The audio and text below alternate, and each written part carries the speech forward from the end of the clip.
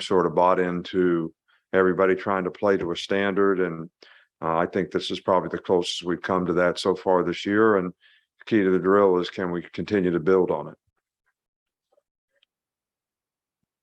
Your defense has given up 2 touchdowns all season, 29 points on the year. What makes it such a tough defense to score against?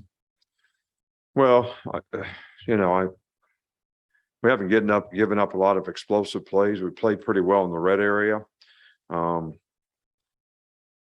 think this group plays really well together as a group.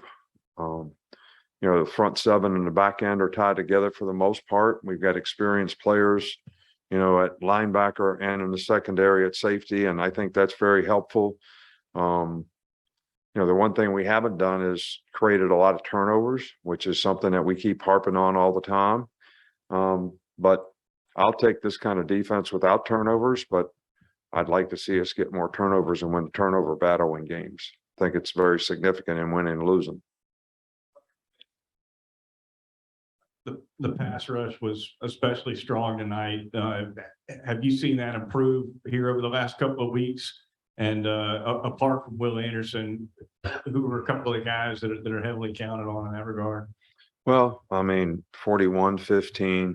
We've got some guys inside that can rush as well. I think you can't look at everything like we played 2 games where the people basically tried to shrink the game. All right, so they didn't throw the ball much. And when they did throw it, the ball came out so fast, you couldn't get any pass rush. So we've only played a couple teams that really do drop back pass. And it's a combination of good coverage and good rush that, helps you get sacks. And the sacks and the pressure helps the coverage. So it's kind of a team defense thing. I didn't think we had an issue with pass rush before. I just think we didn't have a lot of opportunities. More specifically with the defensive line, how did they fit the run tonight? And they got into the pass rush game as well. What did you see from them? Yeah, they did a good job. They do a lot of motions, and I thought their plan early in the game was good. They had 2 tight ends and 2 wide receivers in the game because they made a lot of spread formations. We decided to play nickel. They put the big guys on the little guys on the perimeter and, move the ball that early in the game. But our guys adjusted well to it and did a good job. But I think the guys up front are doing a good job. I think we need more guys to be able to play so we can have more depth up front. Jahmyr Gibbs, he's been a weapon for you guys in several games this season. With him being a transfer, what's allowed him to pick up the offense and be effective for you guys so quickly? He's got a lot of experience, and other than terminology, somebody calls a power play, a zone play, an inside zone, an outside zone, a counter. They may call it a different name, but it really isn't a different play. So experienced players can relate to things that they've done in the past that are similar to what we do here. And then obviously it's a terminology thing, but they understand 5-man protection. They understand 6-man protection. They understand 7-man protection. It just might be called something different. So experienced players can pick up on things much more quickly. Jahmyr's a really bright guy, and he's very conscientious. So it was kind of an easy transition, I think, for us, and it didn't seem to be very painless for him. And I think our players did a good job of embracing him. He's a very likable guy, so it worked out well. Like Byron Young had to go to the locker room on the card. You have an update on him? He's got a sprained ankle, so that's the only update I've got. So. What did you see in the offense that allowed Jermaine Burton and the rest of the receivers to get those big plays downfield? Well, I think it was kind of our plan going into this game that we would spread these guys out more and try to attack them in the secondary.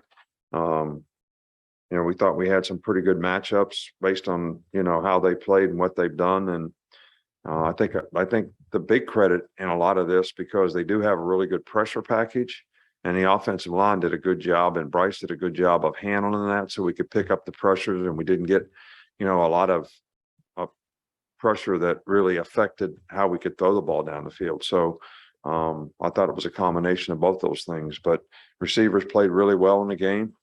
I don't think we really had a lot of drops. We were more precise and there was more precision in the route running, which helps with the timing of the quarterback. And, I thought Bryce, did a really nice job as well. Coach, it seems like we're talking about Will Anderson every week, but could you just talk about his game tonight and just him getting in the back? Well, Will's a good player. I mean, you should be talking about him every week. I mean, he makes a lot of plays. He makes sacks, plays hard, prepares well. He's a great leader on the team. I talk about him for as long as you want to talk about him. But I mean, the guy, he played that way last year. He plays that way this year. It's important to him. He has passion for the game. He understands the game. He's got power. He's got speed. He's got initial quickness, turn speed to power and pass rush. A lot of people try to chip him and we're trying to move him around. So it's harder for him to do that. Pete's done a good job of designing a lot of things that have been helpful to our guys being able to get pressure up front. So we're not just straight rushing where they can chip us all the time.